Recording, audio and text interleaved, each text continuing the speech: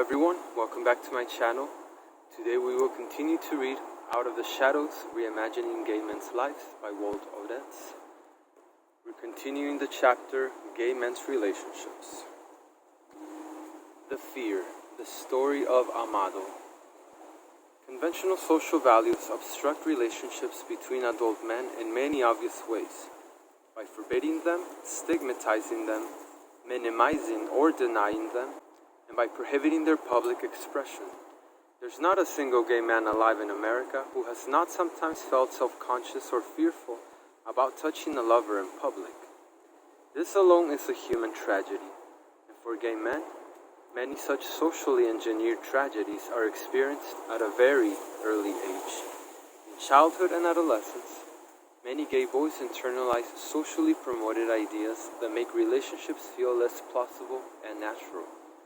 In addition, gay boys and young men often develop other feelings that bear on relationships. These feelings are the roots of much self-doubt and include guilt, fear of risk and loss, fear of disappointing others, and fear of emotionally needing too much and having too little to give back. The overarching feeling is fear of rejection. Michael felt many of these things, and depending on the particular developmental experience, all people, gay and straight, have the potential for such feelings. Gay men, however, are often particularly vulnerable. Feeling guilty about being oneself, feeling disappointing, and having unfilled emotional needs are a common legacy of growing up gay in a hostile family or society that demands conformity as the price of acceptance. In such a family or society, just being gay can feel like an irrevocable failure that will taint all relationships, including, paradoxically, relationships with other gay men. When I first met him, Amado, an intelligent, handsome 36-year-old Latino, carried many feelings from childhood that, as an adult, made relationships a foreboding prospect.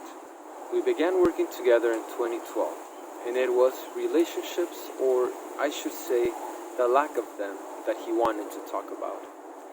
Amado had grown up in San Jose, California, the oldest of 4 children. He had a stay-at-home mother who raised the children and took care of the household, and a seaman father who worked on oil tankers and was away for extended periods. As the oldest child by 7 years, Amado had significant responsibility for the younger children. He also served as my mother's companion when Pop was away. In 2012, Amado was living by himself in San Francisco's East Bay and working at an automobile plant near his own home, and about a half hour from his mother and his childhood home. Despite the considerable demands of his early life domestic responsibilities, Amado had graduated from San Jose State University, continued his education, and earned a graduate degree in manufacturing design engineering.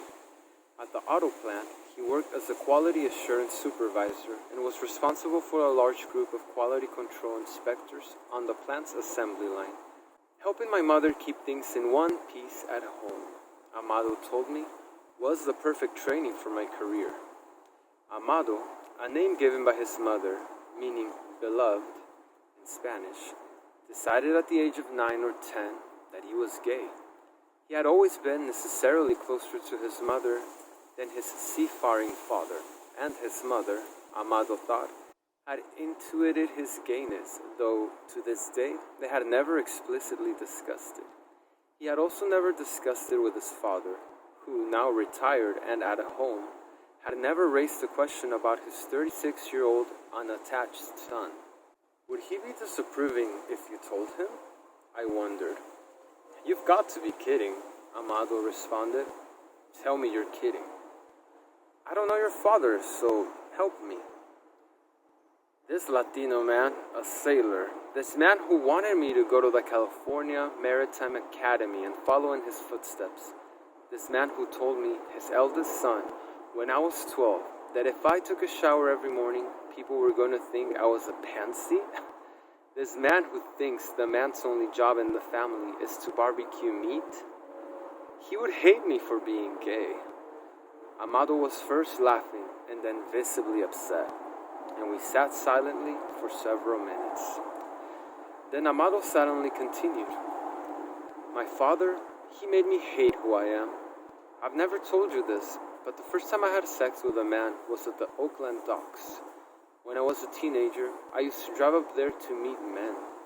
They were working on the ships, and a lot of those guys were gay." "Seamen like your father? Men you were seeking attention from?" "I guess so."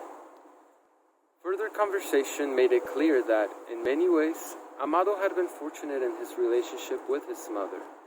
She was emotionally sensitive and insightful, affectionate and supportive, all largely without placing inappropriate emotional demands on him. From this valuable experience, Amado knew how to have a relationship, and he understood the meaning and value of companionship and intimacy. Throughout his childhood, Amado's mother had been heavily encumbered by her responsibilities, and she needed his help. Even as a child, he had been acutely aware of that. Sitting in my office, Amado revealed a pathos that was quiet but unmistakable, and he remembered having had similar feelings during his teenage years. And in Amado's account, his mother had always seemed kind of depressed. "It sounds as if you were very important to your mother," I suggested. "What does that mean?" "That you were indispensable to her." "I couldn't give her any more than I did. I needed my own life, too," Amado quickly responded.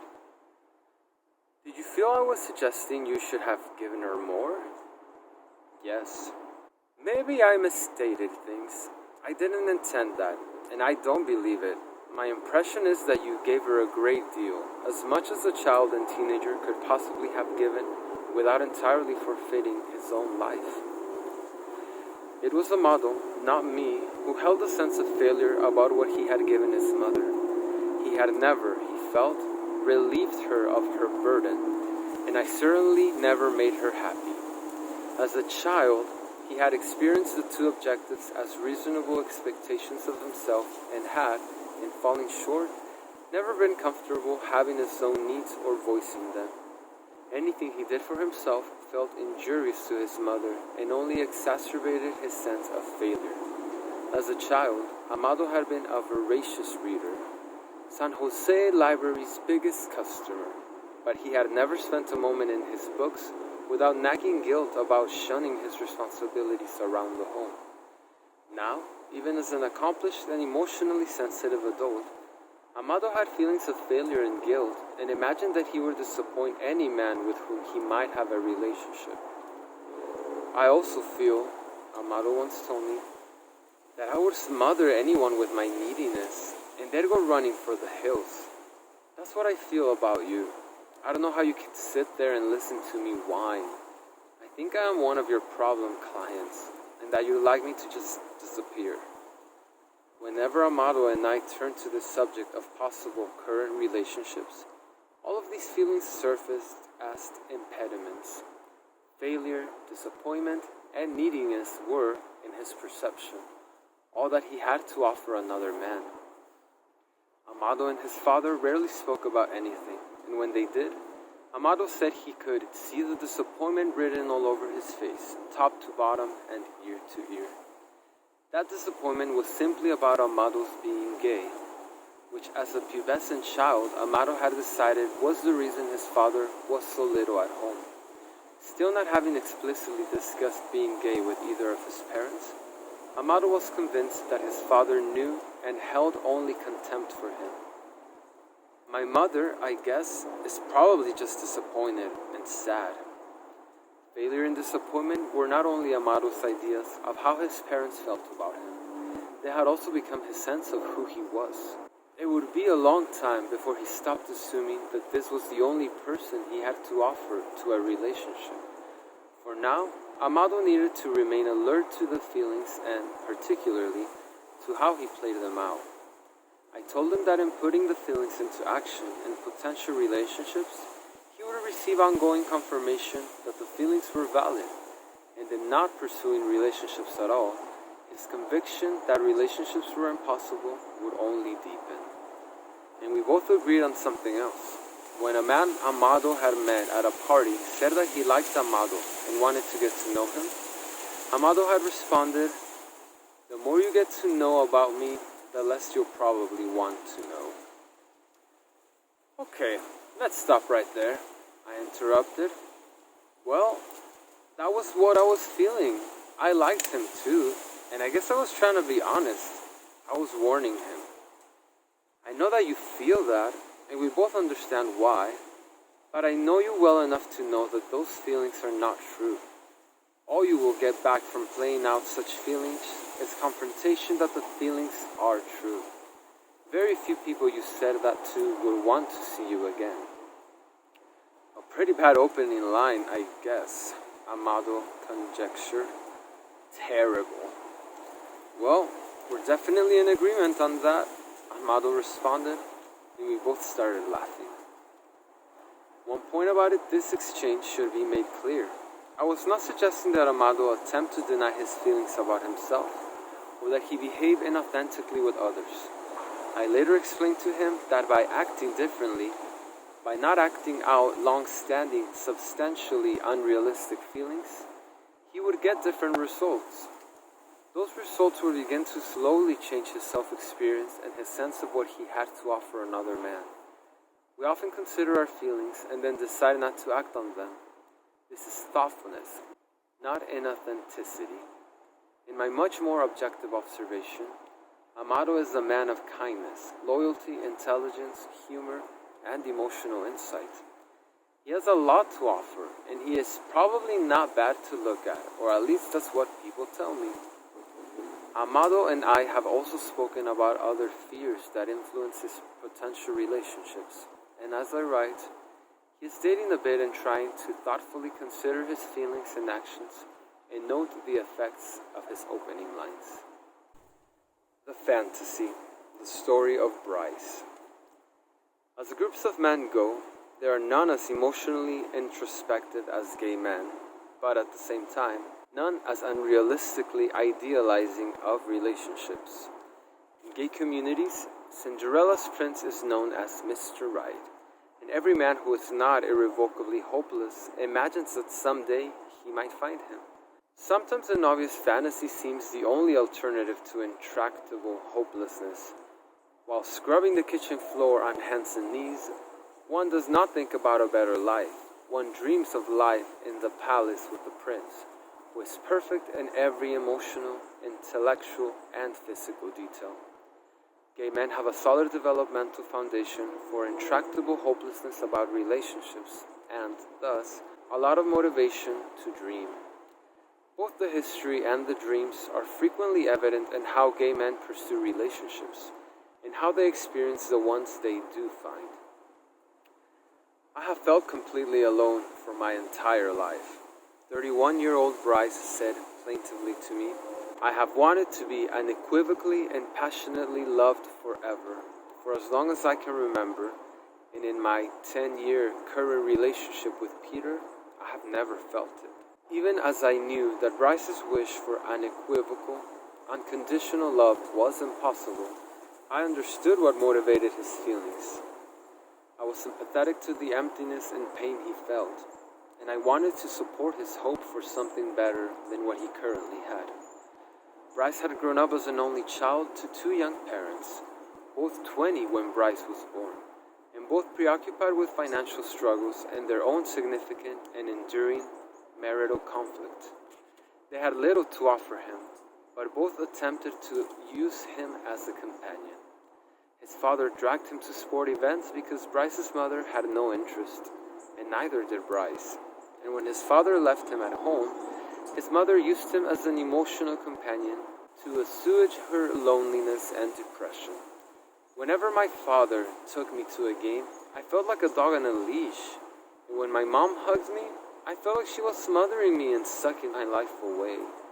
It was like being hugged by a vampire. Neither of them did anything for me. Neither parent seemed to get enough from him, and Bryce grew up feeling that he received little from others and had nothing to offer. This feeling of inadequacy was extrapolated into most of his life, and despite an undergraduate and graduate degrees and a successful business career, all firsts in his family's history, Bryce experienced himself as an almost complete failure in love and life. Significantly, as a compensatory response to how his relationships with his parents had left him feeling about himself, as a young adult, Bryce was living out a two-part fantasy. The first part was about himself. He would fantasize that he had everything to offer because he was Bryce, the attractive and successful businessman. The second part was about relationships and was predicated on the first, that he deserved and could find a man who would give him everything he wanted. When part one of the fantasy collapsed, which it often did, Bryce was once again a nobody and lived in depressive discouragement about himself, in hopelessness and anger about relationships and how they left him feeling. He would then slowly rally part one of the fantasy by working out at the gym. As the gym time improved his self-experience and mood, he would tell me that he was feeling very attractive. But the two parts of the fantasy worked bidirectionally. Bryce not only believed that being attractive would garner a relationship, he believed that the unconditional love of the relationship would make him feel valuable. The problem was that the two-part fantasy was a bootstrap operation.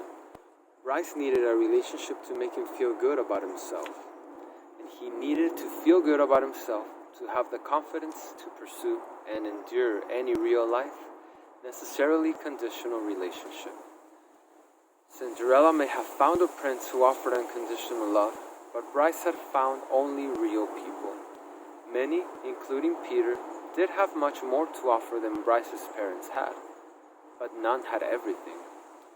At the age of 21, Bryce had begun a relationship with 29-year-old Peter, and it had, in fact, provided Bryce with some important things.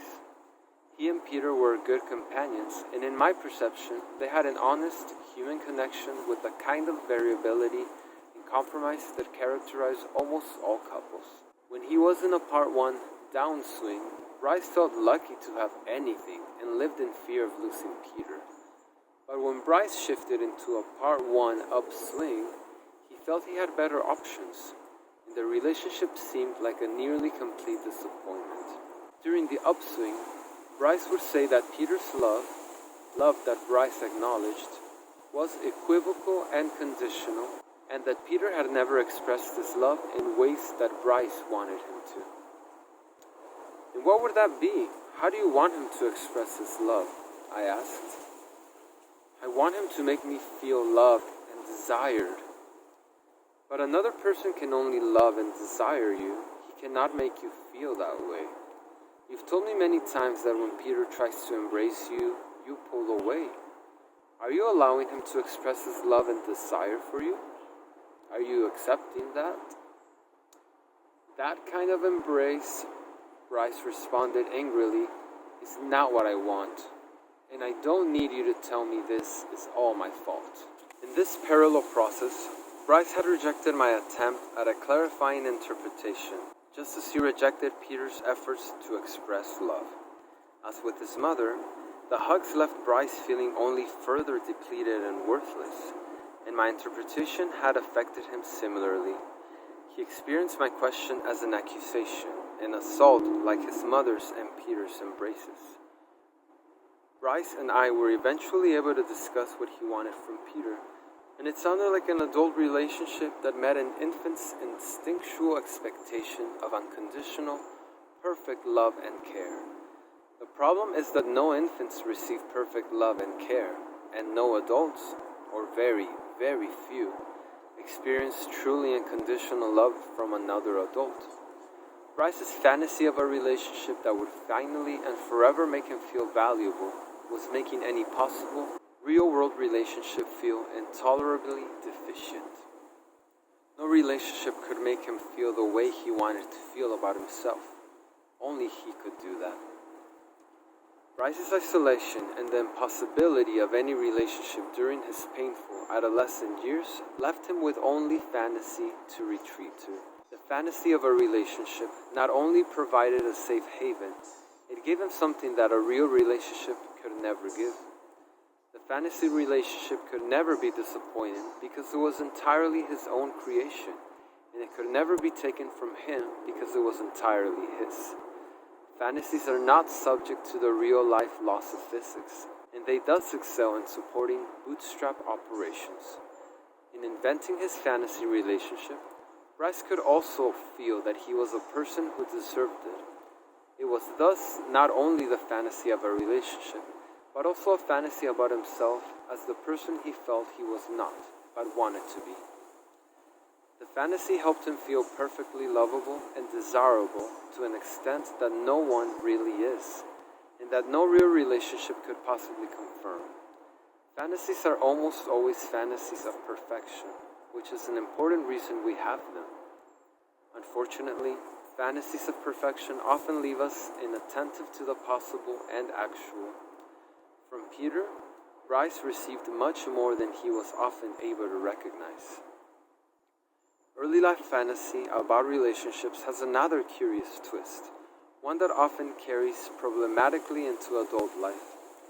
The adolescent's hopelessness about relationships first motivates conscious fantasies of idealized relationships that then become fantasies of idealized relationships that have been had and then lost. The pre-fantasy hopelessness is incorporated into the idealized fantasy itself.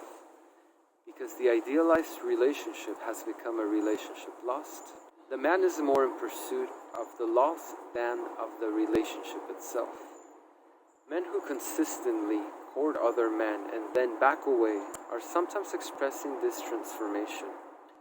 In 2001, I first understood this process in writing a note to myself following a weekly session with Lou. Then 33 years old, Lou had never experienced an ongoing relationship with another man and was afraid he never would.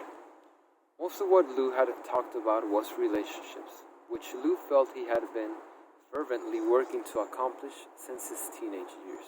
At the time of my session note, here reproduced almost verbatim, Lou was simultaneously dating two men, Andrew and Richard. Lou, feeling that he is ratcheting up to a new crisis in the unbearably of having Andrew gone for 3 weeks. His dissatisfaction with Richard, feeling depressed when Richard is around because he doesn't need Lou the way Andrew does. Lou's conviction that his current emptiness will be interminable, just as it felt interminable before he came out and had sex. Filling that emptiness with fantasy as idealization, and then actually pursuing the idealization rather than Andrew himself. Lou idealizing even the loss of Andrew, as if the relationship is more about the loss than its actuality. The longing experienced by a gay man, the discouragement about it, the expansion of every current loss into everything his life is about, just as it was in adolescence. Is he trying to lose me too with his erratic behavior, missed appointments, etc.? Lou ends the hour by asking me to tell him what his options are. In thinking about Lou and his feelings, I realized that we feel lost not only about relationships we have had and lost, but also about relationships we have never had. For Lou, loss had become his sense of what a relationship was, and like many other men, he pursued not relationships, but the feeling of loss that relationships aroused. Because his initial adolescent fantasy about relationships was now almost purely a fantasy about losing them, Lou pursued the romance of loss. If the loss was painful, it was also a predictable, loyal companion that he had long lived with and now trusted.